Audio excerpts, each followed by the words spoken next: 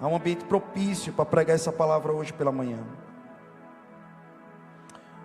Ora, naqueles dias, que dias são esses? Atos capítulo 6, ele vem depois de Atos capítulo 2, obviamente. Em Atos capítulo 2, houve o derramamento do Espírito Santo. E naquele momento, o Senhor tinha em torno de 120 discípulos consolidados. Não estou dizendo que haviam somente 120 pessoas que acreditavam em Jesus, porque Jesus pregou para mais de 500 pessoas, depois de ressuscitado. Durante os 40 dias que ele teve ressuscitado, a Bíblia fala em Corinto que ele pregou para mais de 500 pessoas, mas só estava no cenáculo de oração 120.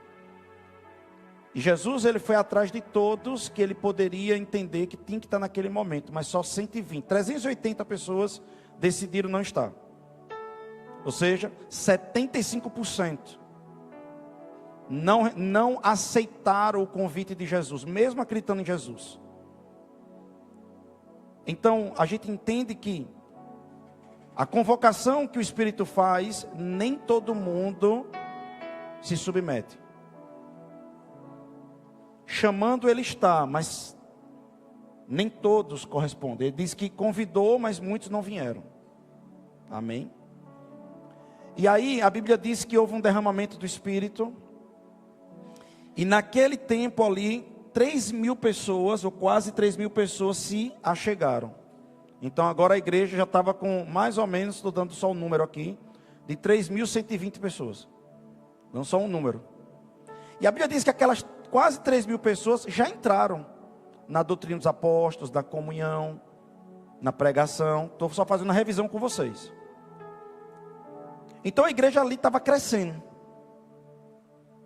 Então nesse momento de crescimento da igreja, repita comigo, crescimento da igreja. Veja, é natural, preste atenção no que eu estou dizendo, é natural, quando tem vida, crescer. Se uma semente germina, ela cresce. Se uma criança nasce, é natural da vida o crescimento. Então, se uma igreja tem vida, ela cresce. Ela cresce. O crescimento tem seus pontos positivos e tem seus pontos negativos. É tão gostoso, presta atenção nisso, é tão gostoso a fase que eu estou vivendo com a Ana Rosa. Sabe, ela pequenininha, falando as coisas erradas, aprendendo a falar. Nós estamos vivendo um momento assim, delicioso mesmo com a Ana Rosa. Mas amados, imagine que daqui a 20 anos a Ana Rosa tivesse desse mesmo jeito. Aí seria estranho. Então, de fato, as pessoas passam pela gente e dizem, aproveite. Quem tem filho pequeno sabe que já ouviu isso. Aproveite, porque passa rápido. E quantas vezes a gente que é pai, já de Ana e Sofia, que é uma adolescente, e a gente pega as fotos ali de quando era criança e diz, como era tão bom quando ela era pequenininha, como era tão bom quando era pequenininho. E a gente é nostálgico com isso, fica nostalgiando isso aí, A gente fica com saudade disso. É a mesma sensação de uma igreja. Tem pessoas que começaram conosco em uma garagem. Nós temos aqui Ramon, que começou com a gente dentro de uma garagem.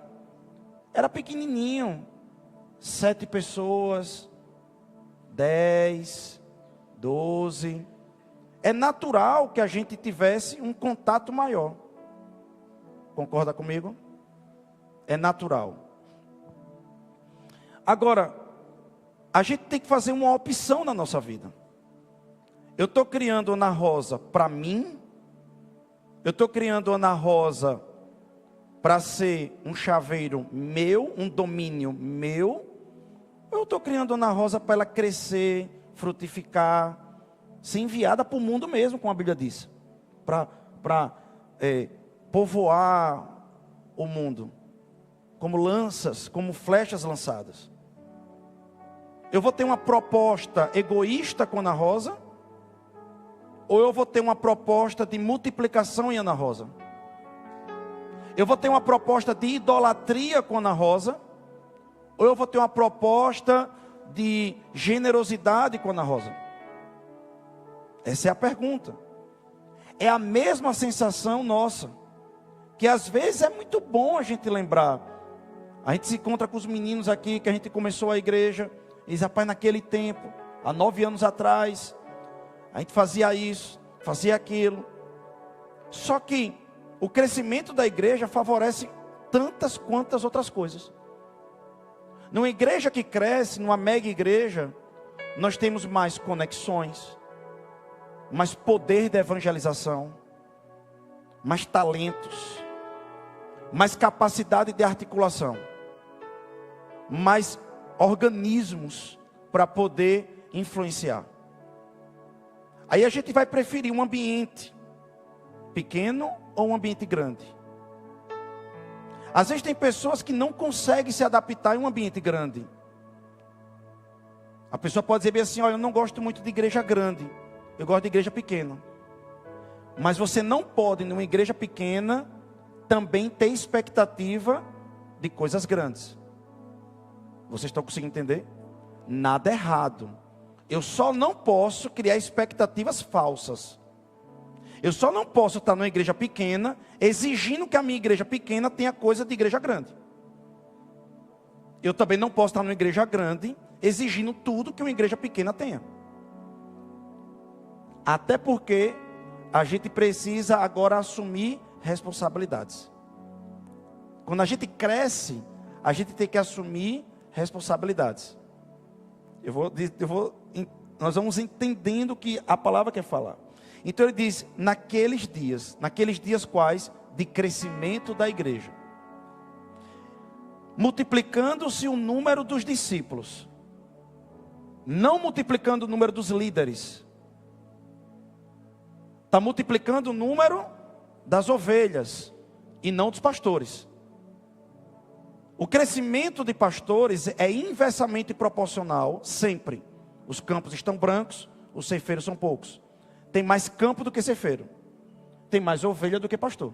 Sempre vai ser assim. Vocês estão comigo? Essa sensação na igreja de crescimento e a gente tentando correr atrás, sempre foi assim, sempre vai ser. Amém? Amém. E ele diz: multiplicando o número dos discípulos, não dos apóstolos, não dos pastores, não dos líderes, houve murmuração. Oh glória! Porque a gente precisa, sabe, desobstruir os nossos olhos de algumas coisas. A igreja está crescendo, o pastor não está dando atenção. Mas é óbvio. Pelo amor de Deus, queridos, é desumano. É desumano numa igreja de 600 pessoas cobrar que o pastor tenha atenção com todas. Nós temos que entender o que nós podemos exigir de um pastor. O que é que eu exijo de um pastor? O que é que eu exijo de um médico? O que é que eu exijo de um mecânico? O que é que eu exijo de um padeiro?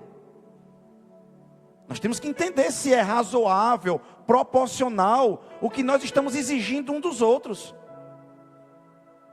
Vocês estão comigo? Então começou a haver murmuração. Começou a haver murmuração numa igreja que tinha 120 líderes topados. Não é um Joselito da vida, não. É um João, é um Tiago maior, Tiago menor, é um Judas que não é o Iscariotes, que escreveu aquele livro pequeno, mas cheio de revelação. É um Pedro, é uma Maria Madalena. Irmão, peraí, você sabe o que é você ter uma líder como Maria, a mãe de Jesus, que teve experiência desde com Deus, com os anjos até esse momento? Peraí, irmão, são líderes topados, que tiveram milhares de horas. Eu tenho um cálculo das horas, mas não deu tempo de botar aqui agora. Mas milhares de horas de mentoria com Jesus durante 3 anos e meio.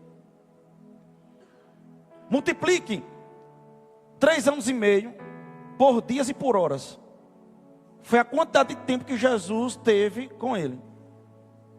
Às vezes a gente exige do pastor tempo do pastor, mas a gente não tem tempo para estar com o pastor. Porque o pastor chama, pessoal, vai ter um treinamento na igreja, aí falta. Pessoal, vai ter o culto do aniversário da igreja, as pessoas faltam. Pessoal, vai ter algo importante na igreja, o pessoal falta. Mas na hora que precisa do pastor, tem que estar lá. Mas no dia que o pastor precisa da pessoa, ela não está.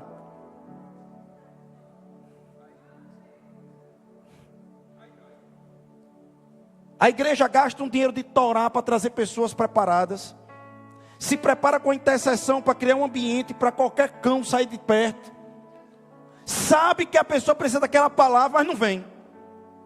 Aí durante a semana a dor bate exatamente naquela área. Cadê o pastor?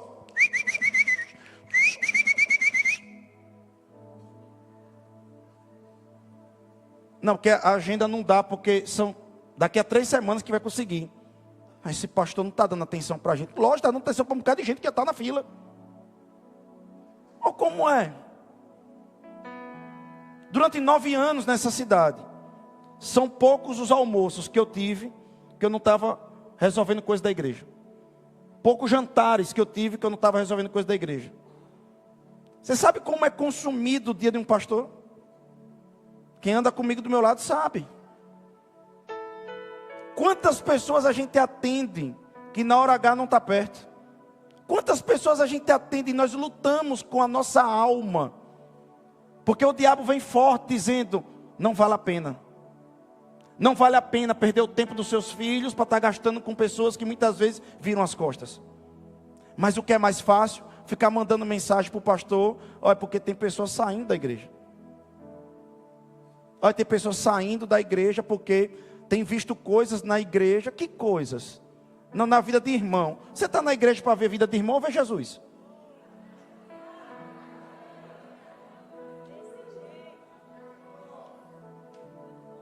Na verdade, a pessoa quer voltar para o pecado e quer arranjar desculpa. A pessoa, ela não está bem com Deus, talvez está frustrada com Deus, porque Deus quer tratar a carne, a alma, aí está pedindo coisa para Deus, Deus agora não, primeiro vai tratar a carne, aí fica com raivinha de Deus, fica decepcionado com Deus e fica arranjando desculpa. Alô, ei, você tem defeitos, se você tem defeito, você é igreja, se você é igreja e tem defeito, a igreja vai ter defeito. Jesus não tem defeito, a igreja tem. Alô? Vamos parar de criar expectativas falsas e mentirosas. A igreja tem defeito.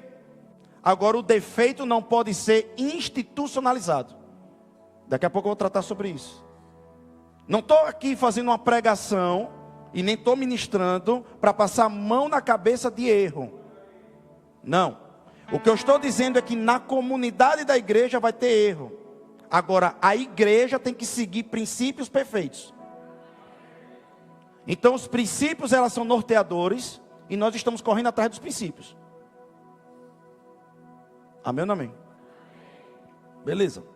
E ele disse, houve murmuração do pessoal contra os hebreus, porque as viúvas deles estavam sendo esquecidas na distribuição diária. Pronto. Os apóstolos esqueceram de gente para comer. De novo, os apóstolos esqueceram. Porque era tanta gente para dar conta, que teve gente que passou fome, e eles não conseguiram dar conta. E por causa disso a igreja era errada, a igreja não era de Deus. Olha, porque eu saí da igreja, sabe? Porque eu saí da igreja porque, sabe, a gente não tem atenção. Mas veja se essa pessoa está envolvida nas coisas. Veja se essa pessoa se sacrifica. Veja se essa pessoa de fato dá o sangue para estar junto com a gente. Ah, meu irmão, peraí, vamos começar a cair na real algumas coisas. A gente precisa entender isso. Vocês estão comigo ainda ou não? E aí, ele diz assim, então os 12 convocaram a comunidade. Peraí, os 12 disseram, ei, a gente já está se arrebentando, vamos se arrebentar mais. Não, ele disse, cresceu tanto que agora vamos delegar a responsabilidade. Ou foi isso ou não? Porque os 12 entendiam o quê? Eu não sou onipresente, eu não sou onisciente. Eu não sou onipresente, eu não sou onisciente. O que foi que Moisés estava fazendo? Morrendo. Estava morrendo, irmão. Jétro, que já era líder, que já tinha sabedoria, o seu sogro disse, ei, você vai morrer. Você não vai conseguir chegar no final não. Você vai morrer antes da hora. Há 3 anos atrás, nós tivemos um surto de pastores se suicidando. Ou quem não lembra disso? Há 3 anos atrás, foi um pastor atrás do outro se matando. Pastor com igreja de 2.000, 2.500 pessoas, igrejas prósperas. Tinha nada a ver com dinheiro não. Tinha a ver com pressão. Porque talvez, irmão, esse pastor não teve um momento que ele entendeu. Ei, eu sou a bandeja, eu não sou o pão não. O pastor é a bandeja. O pastor é o garçom, mas o pão é Jesus. E aí ele começou a cortar dele. E daqui a pouco ele estava perdido nele mesmo, ele não já sabia quem ele era. Sabe, eu vi um pastor, especialmente, que ele com uma família linda, crianças pequenas, e se matou. Que loucura, irmão. Eu não estou condenando esse pastor não, mas o que levou esse pastor a fazer isso? Talvez sabe o que aconteceu? Quando ele se matou, está vendo aí, pregou a palavra. E se hoje eu me separasse de Dani? Sabe o que as pessoas iam falar? As pessoas iam dizer assim, pregou tanto, está aí separando. Pregou tanto e está aí desse jeito. Ministrou tanto e está aí dessa forma. Mas se alguém parou para perguntar, será que eu fui alívio para eles poderem ter um tempo de casal? Será que algum dia eu me preocupei se os filhos dele precisavam de algum lugar para ficar, para eles poderem viajar sozinhos?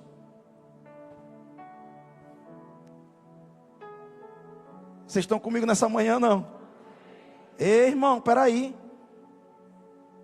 Mate o pastor, a Bíblia fala, mate o pastor e as ovelhas se dispersarão.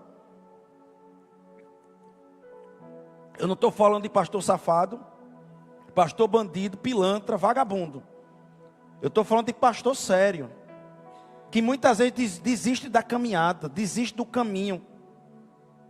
Momentos que a igreja às vezes está grande, que o pastor talvez esperou, disse assim, rapaz, agora é a hora. Talvez de 9 anos de pau, agora vai começar a chegar pessoas para ajudar. E aí não, são pessoas que começam a cobrar. Só critica isso, critica aquilo, murmuração. Mas eu pergunto, alguma viúva dessa disse, você está precisando de ajuda? Porque a Bíblia está dizendo viúva, não está dizendo aleijada? Alô, vocês estão aqui? Ei. Alguma viúva dessa disse, ei, apóstolos, já que vocês não estão tendo tempo, a gente se coloca à disposição, nós viúva mesmo, entre a gente poder se ajudar. Vocês liberam o recurso, a gente se ajuda aqui. Não, murmuração, reclamação, ficar reclamando. Vocês estão aqui ou não? Elas são viúvas, não é aleijada não, elas podiam ajudar. Elas podiam chegar junto, trazer alívio, não ficar só reclamando. Diga assim, pastor, eu te amo. Obrigado pela sua espontaneidade. Ele diz, não é razoável que nós abandonemos a palavra de Deus para servir as mesas. Talvez a gente diz assim, o pastor não quer trabalhar não. Alguém diga assim, né? O pastor, já que o pastor não faz nada, só faz orar. Já que o pastor não faz muita coisa, só faz ler a palavra e orar. Por que o pastor não pode fazer isso? Irmão, deixa eu dizer algo para você. Eu trabalhei 17 anos no sistema prisional, fui diretor de presídio. Fui corregedor, durante 9 anos trabalhei na corregedoria, cuidando de 800 agentes penitenciários. Fora o PROCON, fora a sede da Secretaria de Justiça. Desempenhei várias funções. E o auge do meu trabalho foi quando eu passei 50 dias, praticamente tomando banho e me arrumando dentro da Secretaria de Justiça, quando teve rebelião em tudo que era presídio. E os agentes penitenciários de greve. Quase em dódio. Eu fui levado para o hospital no 40º dia, Hospital Primavera, e tomei um frontal lá para apagar tanto estresse que estava acontecendo. Mas eu lhe digo uma coisa: não chega à metade da pressão que é pastorear uma igreja como essa. Diante de Deus, eu estou aqui nesse altar, diante de Deus, que eu morro aqui agora, se não é isso. Não é a metade, sabe por quê? Ali são 40 dias de greve, aqui são 9 anos. A gente sabe que está na guerra, o estresse está alto, mas vai passar. Mas você não consegue ter uma mente saudável passando por tanto tempo a mais. A ciência diz que um cérebro só aguenta de estresse 1 ano e meio no máximo, depois adoece. Então, se o pastor não entender que precisa do momento dele com Deus, o pastor ele vai ficar amargo, ele não vai ter um sorriso no rosto, ele não vai ser um bom marido nem um bom pai. É por isso que você vai ver muitos pastores sisudos, fechados, duro, a cara já está até engiada, de tão duro que está. Aí alguém olha para o pastor Joselito e diz: ele brinca demais. Que bom, graças a Deus, porque se eu não levar o ministério na esportiva, a gente morre. Amém ou não amém? Ô gente, amém, irmão. É melhor o pastor rindo do que chorando, amém? Ok, Deus é bom, vocês estão aqui, glória a Deus por isso. E ele diz assim, ele diz: não é correto um homem de Deus, uma mulher de Deus, que está à frente de uma obra, deixar Deus de lado e ser sucumbido em tudo que está acontecendo. Porque daqui a pouco o pastor vai conduzir a igreja na carne e não no espírito. Ele tem que ouvir o que Deus quer. E ele diz assim, mas irmãos, escolhei dentre vós 7 homens de boa reputação, cheios do Espírito Santo e sabedoria. E ali eles escolheram. Veja, o que os apóstolos fizeram? A igreja cresceu. As pessoas começaram a cobrar: precisamos mais dos apóstolos, precisamos mais dos apóstolos. Os apóstolos disseram: eu não tenho mais como dar. Não tem mais como fazer, não tem mais como, não tem mais agente, não tem mais condição. O que eu faço? Eu me multiplico. Aí o que é que os apóstolos disseram? Agora é com vocês. Vocês vão ter que se organizar para nos ajudar. Ou não foi assim? Os apóstolos passaram a bola. Veja, onde é que nós estamos? Atos dos Apóstolos. A primeira liberação de obreiros na igreja. A primeira liberação foi desse jeito. Eu vou inventar diferente? Não. Se o pastor Joselito, a Igreja Verbo da Vida, é bíblica, ela tem que seguir o modelo bíblico. E qual é o modelo bíblico? Começou a murmuração na igreja, que não está tendo atenção, que não está tendo presença, que está precisando mais isso, mais aquilo. Quem é que resolve? O pastor? Diga não, diga sou eu. Diga sou eu.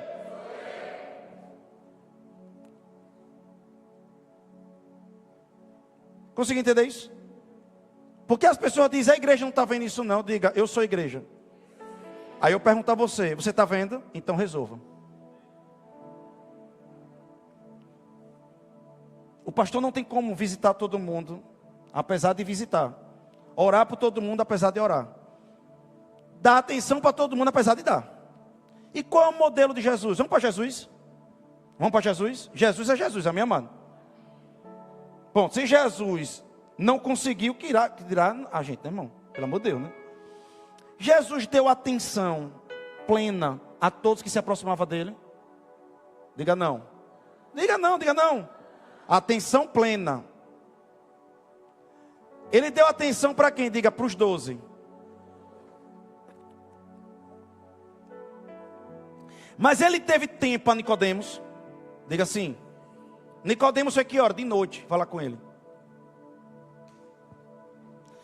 Ele teve tempo para uma mulher samaritana no horário do almoço, meio-dia? Sim. Agora deixa eu lhe fazer uma pergunta. Jesus, ele dava atenção plena com quem estava do lado, né? Ou não? Quem estava do lado, ou não foi isso? E de vez em quando alguém procurava ele, eu estou à disposição. Então das duas uma. Ou você vai ter que estar do lado trabalhando na igreja, ou quando precisar chamar o pastor.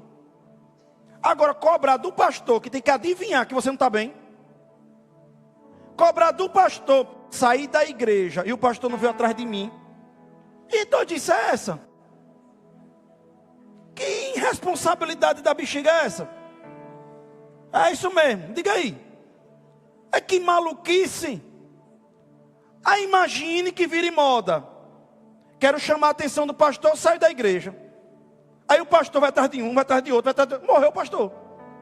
Será que isso não é estratégia do diabo não para matar o pastor? É, e a gente não pode nutrir isso. Está precisando, ligue. Está precisando, peça. Está precisando ter humildade e dizer, pastor, o senhor pode me atender?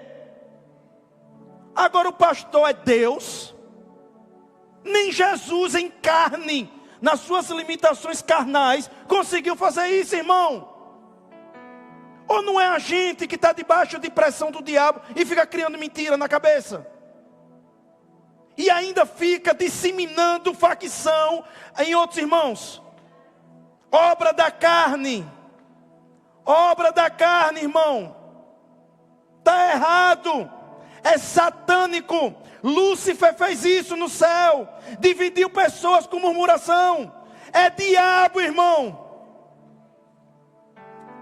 Diga assim, pastor, eu te amo. Então, quanto mais murmuração na igreja, diga mais serviço. Diga comigo.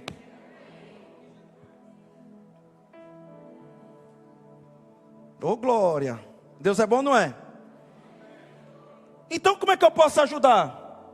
Orando, participando, incentivando, evitando críticas desnecessárias, tratando o pastor e as pessoas com humanidade, resolvendo o que puder e respeitando. Vai ajudar muito, irmão. Ô, gente boa, o pessoal está meio olhando para mim coisado, mas tudo bem. Agora o que é que eu posso cobrar do pastor? Cobranças do pastor. Vamos lá? Bíblia, Jeremias 3,15. Eu devo cobrar do pastor. Aí sim, vocês têm que me cobrar torando tudo. Aí cobra mesmo, de com força, de voadora. Cobre de com força. Pois aí eu vos lhes darei pastores de acordo com o meu coração, e eles guiarão vocês com ciência ou com sabedoria e sensatez. Então o seu pastor, ele tem que ter, primeiro, ser guiado por Deus. Quando foi que foi levado essa igreja para um lugar aonde não aconteceu o que Deus prometeu? Qual foi o dia que Deus usou a minha boca e não aconteceu? Qual profecia foi profetizado, foi gravado e não aconteceu?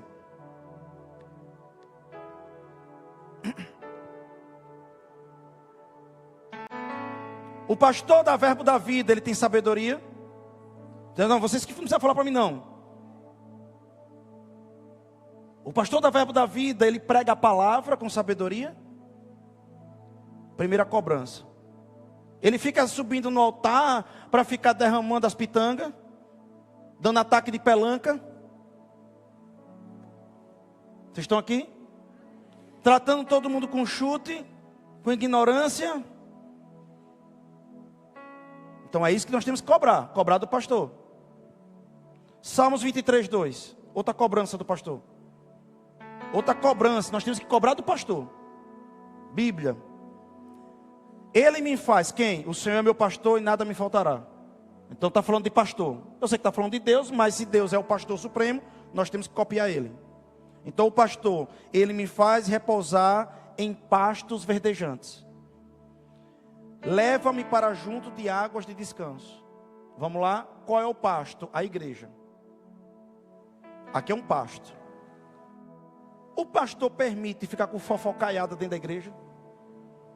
Facção, dissensão, vaidade, safadeza. Com águas turbadas. Não. Estou falando o pastor. Ele fica provocando brigas na igreja. Provocando ciúmes na igreja. provocando, humilhando, né? Dando mais atenção a uma coisa que a outra. Às vezes eu ouço alguém dizendo bem assim: o pastor, um dia desse eu ouvi uma presepada dessa. Uma pessoa abençoada em nome de Jesus. O pastor, ele dá atenção a quem tem dinheiro. Rapaz, eu cheguei para Ítalo, que está do meu lado, Ítalo, que toca aqui no louvor. Aí, Ítalo ali, fique pé, Ítalo. Eu disse: ó, Ítalo, é com você tem dinheiro, viu? Porque eu faço academia com o Ítalo. A gente passa todo dia umas 2 horas juntos. Eu digo: ó, Ítalo, eu só ando que a gente tem dinheiro, você tem dinheiro, receba, em nome de Jesus. Rapaz, sempre andou comigo, só gente lisa e quebrada. Não é você não, você é abençoado, amém? Só gente lisa e quebrada. Você também, chorava na minha casa pedindo emprego, tudo. A gente vai morar junto, não era? Aí Deus foi abençoando, foi prosperando. Aí a gente rói o osso junto, não pode comer o filé não, é? E tem outra gente quebrada chegando junto, e vai quebrado, e vai chegando, e vai se quebrando, e vai chegando, vai crescendo. Mas, irmão, a maioria das pessoas que eu tenho amizade, ninguém ainda está rico não. Mas vai ficar. Ou não é? Onde tem vida, prospera. Onde tem vida, tem fruto. É uma idiotice de torar, irmão. Rapaz, veja as pessoas que andam com a gente, Carlinhos e Alexandre. Aí outro não sei o que, quem anda com a gente? Aí não é, quer falar a língua do cão. Me ame, me ame, me ame. Eu só estou pregando hoje de manhã porque Deus mandou. Não estou. Isso aqui é de muito tempo. Estou pregando porque é o mês do serviço. Eu quero falar hoje sobre como ajudar o pastor e o que cobrar do pastor. É sobre isso que eu quero falar. Mas aí chegou a hora de falar, irmão. Porque Deus está mandando, mas eu vou falar. Há graça para falar isso. E eu sei que vocês já estão cansados também. Algumas pessoas já devem ter falado besteira e vocês ouviram aí. Irmão, a igreja está crescendo. Aí uma irmã chegou para mim e dois irmãos. Aí manda mensagem. Até bloqueei no meu Instagram. Bloqueei lá. Disse: não quero saber não. Porque no meu Instagram pessoal eu não posso dizer para quem eu voto. Posso, no meu Instagram pessoal posso, não posso usar a igreja. Aqui se a igreja a gente não fala de política não, viu? A gente não tem partido nenhum. Aí eu botei lá, dia 1º de abril, falando de um presidenciável que mentiu pra caramba. Eu botei lá. Aí a irmã veio me dar lição de moral. Olha, pastor, porque o senhor não deveria, o senhor deveria cuidar de suas ovelhas. Porque ela votou no outro, aí ficou essa onda. Mas eu orei, eu tenho orado pelo outro, amém, amado? Glória a Deus. Eu orei nesse altar, fui o primeiro a orar, abençoei. Disse que não tinha que ter revolta nenhuma. Eu tenho meu voto, pronto. Não estou falando disso aqui, não é política não, vai falar do pessoal do pastor. Aí eu estou lá no meu Instagram pessoal, meu. Não é nem o profissional, da família. Aí a irmã: o senhor deveria cuidar de sua vida. E cuidar do seu rebanho. O senhor não percebeu que tem pessoas saindo da igreja? Eu disse: ó, irmã, deve ter saído umas 5 pessoas de uns tempos para cá, mas entrou centenas. Na verdade, eu estou tão ocupado com as que estão chegando que eu não estou nem percebendo que está saindo. Eu disse: irmã, vá na paz, amém? Agora deixa eu dizer uma coisa, eu vou expressar minha opinião. Porque aquilo que é doidice hoje, e os irmãos às vezes não querem ouvir hoje, amanhã eles vão entender que é verdade. Então eu sou um apologeta, eu não vou ficar calado. Na minha rede social, no meu CPF, eu não posso me expressar. E que país é esse? Eu não posso mais não me expressar, não? Eu respeito sua opinião. Amém, irmão? Você pode ser vascaíno, eu respeito. Você pode ser sofredor, eu respeito. Eu sou flamenguista. Aí, por eu dizer que eu sou flamenguista, eu estou obrigando a igreja a ser flamenguista? Não. Eu não posso dizer que eu sou flamenguista, não, hein? E que país é esse agora? A gente não pode dizer mais a opinião da gente, não, hein? Aí o pastor não devia falar de time no altar. Então falar de quê? Jesus não falou do cotidiano. Vamos parar de besteira, irmão. Ficar procurando. Que pastor tem? Aí Santana vem pregar aqui e diz que ele é Vasco. Pronto, e aí? Eu tenho que respeitar o sofrimento do irmão. Glória a Deus. E nem por isso. Irmão, eu tenho na minha equipe pastoral gente que vota em Lula, gente que vota em Bolsonaro. E não é isso que vai desqualificar alguém. Agora, eu posso dar uma opinião sobre Bolsonaro e posso dar uma opinião sobre Lula. Não posso, não. Isso me desqualifica como ser humano? Como pastor? Eu não tenho opinião mais não, tenho mais cérebro não para pensar. Tem padre Kelme aqui.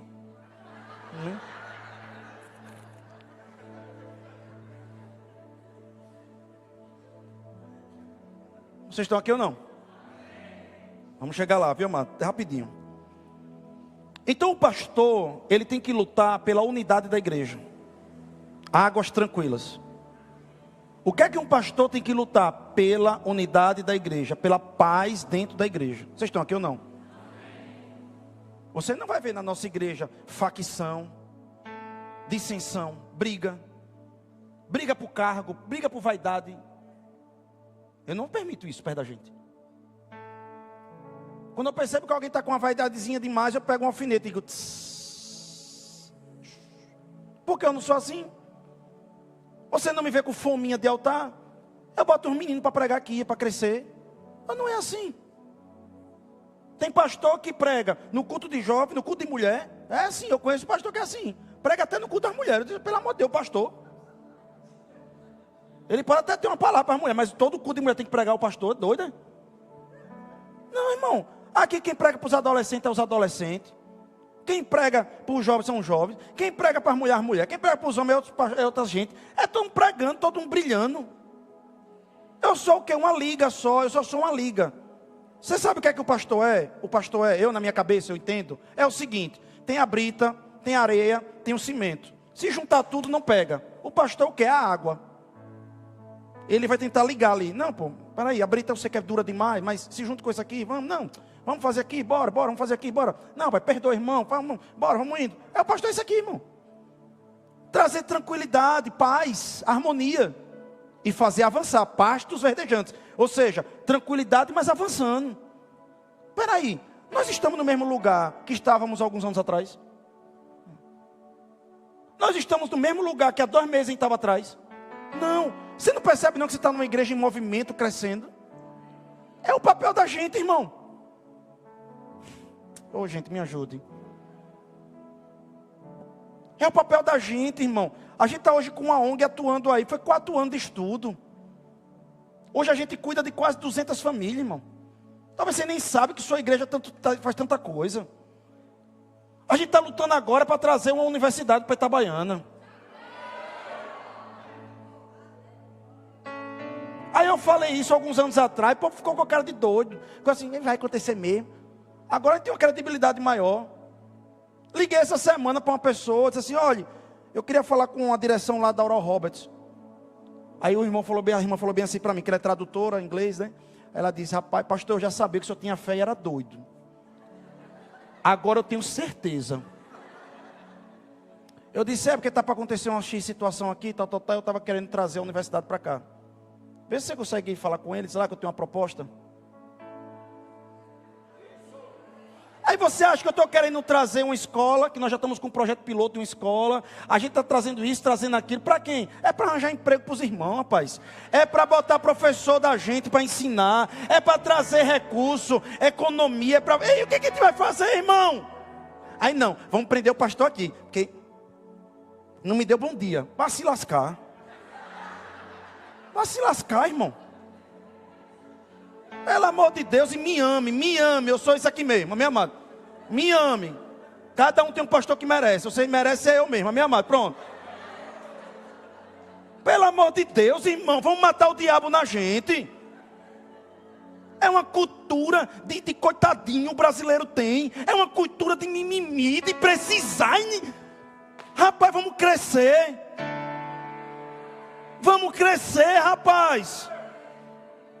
Quando eu era menino, eu agia como menino. Agora que eu sou grande, eu sou maduro e falo como coisa de grande. Agora eu preciso conversar com o pastor. Pastor, estou precisando falar com o senhor. Pastor, estou precisando conversar contigo. Aí fica nos corredores. Não, o que é? Eu? Viu aquilo ali? Não tenho nem tempo para ver. Eu não tenho tempo. Pessoas medíocres falam de pessoas. Pessoas extraordinárias falam de ideias. Me ame, viu, gente? Em Efésios 4:11, diz assim: e ele mesmo concedeu uns para apóstolos, outros para profetas, outros para evangelistas, outros para pastores e mestres, com vista ao treinamento dos santos. Deus não levantou pastor para ficar babando ovelha. Está escrito. Ele concedeu pastores aos homens para treinar quem quer. Está escrito. Eu não posso inventar a Bíblia, está escrito. Eu quero crescer, esteja perto. Eu quero crescer, sirva. Eu quero evoluir na igreja, faça de tudo para estar perto. A Bíblia está dizendo, está aqui escrito. Os santos, quem são os santos? São as pessoas que nasceram de novo, ponto. Separados. Santo quer dizer separado, foi separado. Eu quero crescer na igreja Verbo da Vida, o que é que eu faço? Eu paro de esquentar o banco e eu começo a querer trabalhar. Começo servindo uma coisa aqui, servindo outra coisa ali. Quando eu cheguei na igreja Verbo da Vida, sabe qual foi a minha primeira função? Sabe qual foi a minha primeira função na igreja Verbo da Vida? Foi o pastor Léo, líder de jovens, está na Argentina hoje. Eu peguei meu carro, que era uma Saveiro na época, uma Saveiro. E ele disse, Litão, vamos levar ali as caixas para fazer o acampamento dos adolescentes. Litão, vá lá em Aracaju, estava na Caueira. Vá lá em Aracaju, pegar comida e traga agora para o acampamento que faltou. Litão, pegue sua Saveiro, vá lá pegar a decoração dos jovens. Litão, pegue sua Saveiro e pegue lá o material que a gente vai fazer, o evento tal dos jovens em tal lugar. Eu era motorista. Eu carregava coisa na minha, e o meu sonho, sabe o que era na Verbo da Vida? Era ser conselheiro.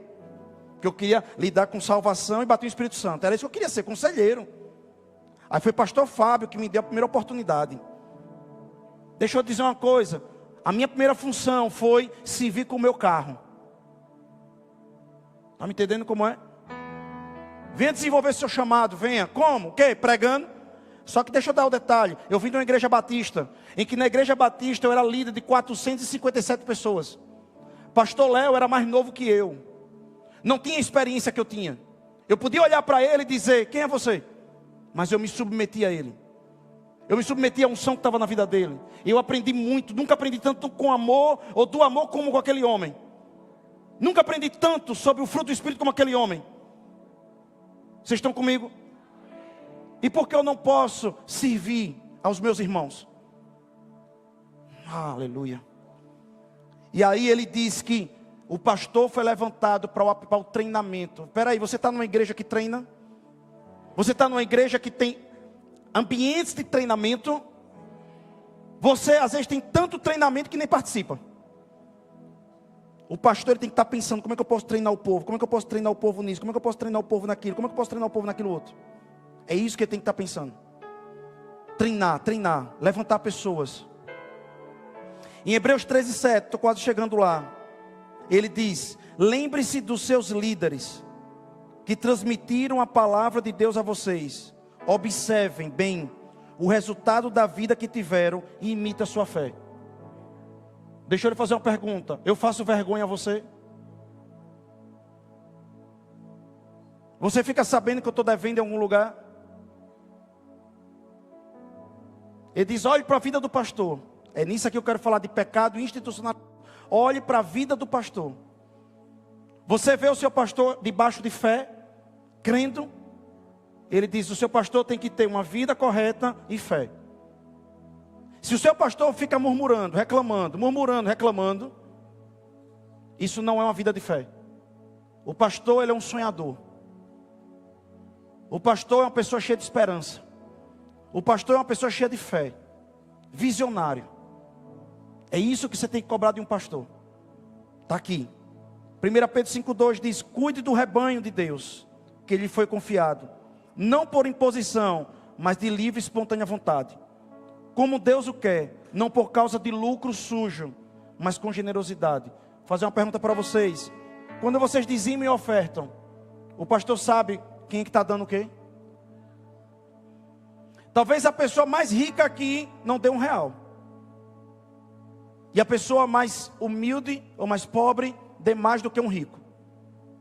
Eu não sei. É anônimo. A igreja Verbo da Vida não sabe quem dizime e quem oferta. Não sabe. Quer dizimar, meu irmão? Dizime. Quer ofertar? Oferta.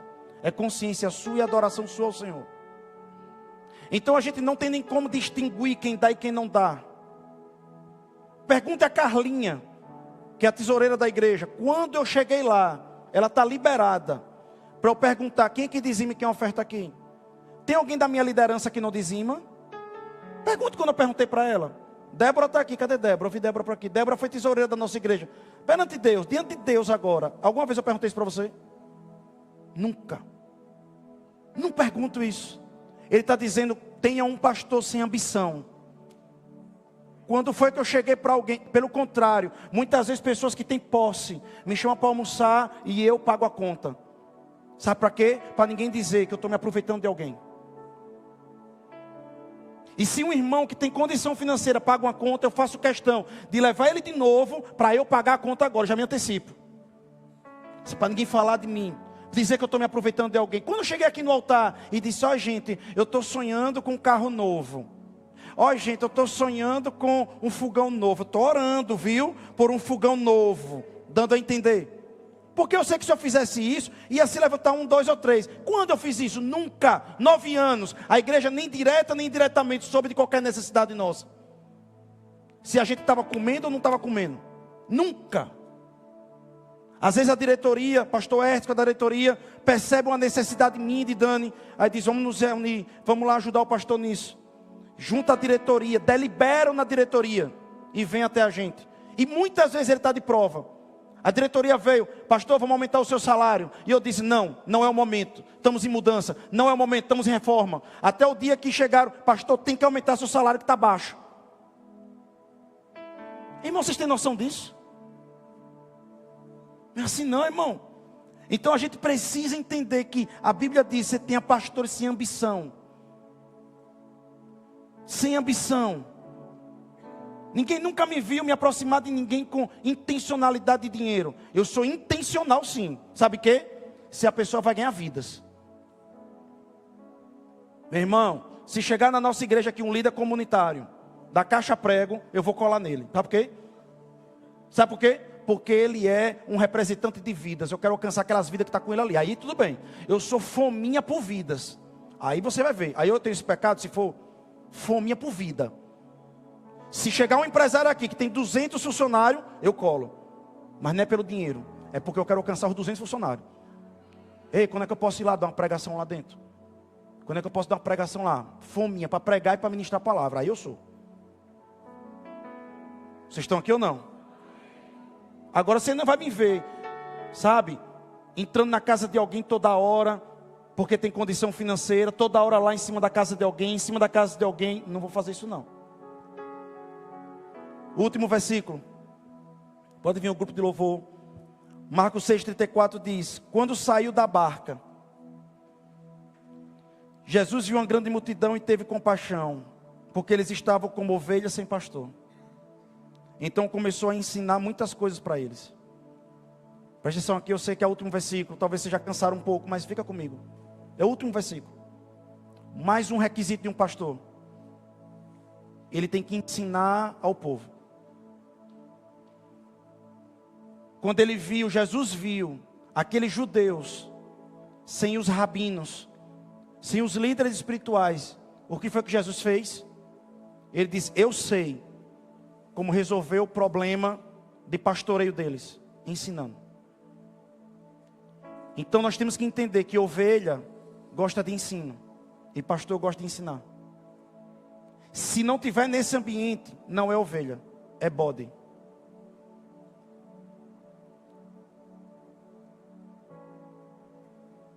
Me ame, certo, gente? Eu estou falando Bíblia.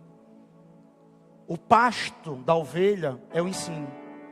A ovelha tem fome de ensino da palavra. E o que o pastor tem que fazer? Dar capim. Que nesse caso, da metáfora, é o ensino. Eu lhe pergunto, quando eu já passo de 600 pregações, 600, está aqui no meu iPad, 600. Quando eu repeti uma pregação?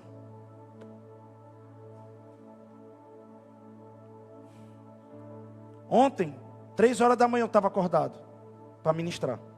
Hoje de noite eu vou trazer uma pregação que Deus está queimando meu coração. Vou passar a tarde inteira me consagrando. Eu estou fazendo psicologia agora, não estou dando carteirada. Mas estou dizendo, estou fazendo psicologia. Por que eu estou fazendo isso? Para me preparar para o rebanho. Grazi está no grupo lá, no meu grupo de trabalho. Cadê Grazi? Está ali. Peguei todos os trabalhos da faculdade. Comecei 10 da noite e terminei 6 da manhã. Porque no outro dia eu tinha que fazer coisa para a igreja. Não dormi, passei 48 horas sem dormir. Colhendo a melhor coisa que eu posso trazer para vocês. Lendo livros. Lendo a palavra. Adubando o capim que vocês vão comer. Trazendo água. Para que o capim seja verdoso. Que seja uma palavra pontual. Algo que vocês possam receber e se alimentar. Vocês não vão vir aqui escutar groselha aqui nessa igreja. Abobrinha. Então o pastor, ele tem que dar ensino. E gerar ensino. Pregue você. Pregue você o tempo todo. Dando aula em rema, venha, pregue, pregue. E tenha conteúdo para isso. Conteúdo são horas de meditação, de leitura. Mas eu sei que palavras que têm saído aqui têm salvado vidas. Levantado pessoas, transformado vidas. Então, irmãos, é isso aqui que você pode cobrar de um pastor. Então, repetindo, como eu posso ajudar o meu pastor? Como eu posso ajudar a minha igreja? Ore pelas suas lideranças. Ajude a manter a visão. Se esforce para ter comunhão. Sirva nos departamentos. Sirva com seus recursos. Evangelize. E ajude a manter o ambiente de amor na igreja. Amém. Eu queria orar pelos irmãos que estão chegando à nossa igreja. Eu queria que o pastor Rui me ajudasse nisso. Chamar os pastores aqui na frente, por favor. A gente vai orar